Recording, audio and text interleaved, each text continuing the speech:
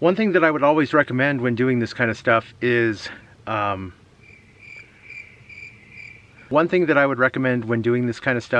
to get to your this is a clusterfuck.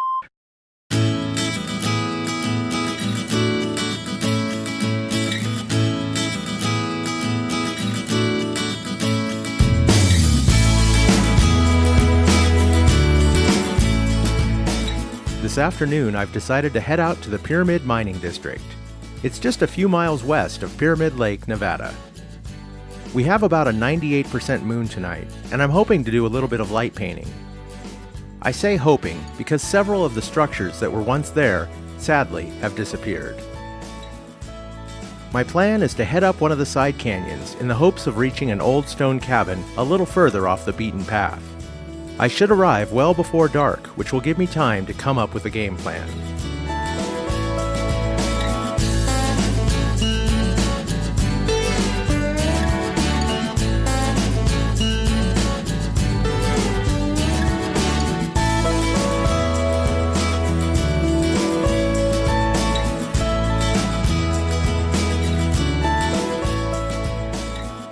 Alright, well, I've just waited for the sun to go down, and it's pretty dark now, so I think we're ready to go. So one thing I like to mention too is if you can get to your location before it gets dark, it's really super helpful. You know, this place is dangerous. There's, you know, old boards with nails in them. There can be holes in the ground. Just lots of stuff to trip over and hurt yourself on. And if you can get here, you know, before it gets dark, just to kind of scope out your location, it just makes things that much easier. It's also a lot easier to set up your composition while it's still light, because you can just focus so much easier, and you can try a bunch of different compositions, see what you really like, and then just wait for the you know, the sun to go down, and you'll just be that much more ready to go. I've got my camera on a tripod doing a 30-second exposure at f8 with an ISO of 800. And basically the way I metered that is I wanted the shadows just to have a nice little bit of fill light to them. I didn't want the scene to go, you know, looking like it was complete daylight, which certainly could happen with a longer exposure. So this exposure just, it keeps everything nice and dark. It still looks like night, but the shadows just are slightly filled so they don't go all black and crunchy. All right, well, I'm pretty much ready to rock. What I'm gonna do is a series of 30-second exposures. That way I can just focus on one area of the building at a time, get it lit just the way I want, and then move on.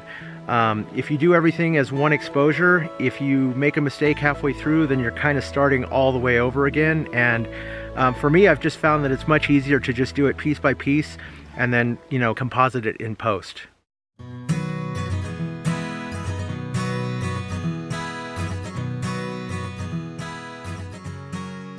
What I'm going to do is I'm going to light the building from the side.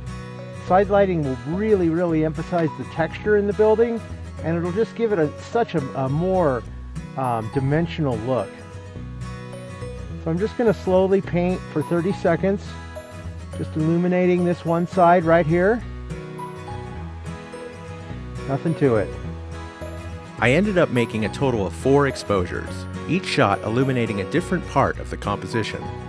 Here are the photos in succession to better illustrate the process. The shots were layered in Photoshop using the Lighten blending mode. If you'd like to see a future video breaking down this process in depth, just let me know in the comments section below.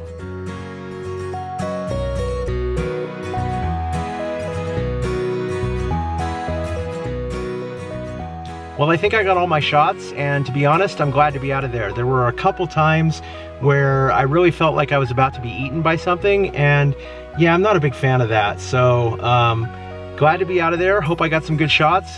Can't wait to see them when I get home. And most importantly, I just want to say thank you. Thank you guys so much for subscribing, for leaving all the amazing comments you have.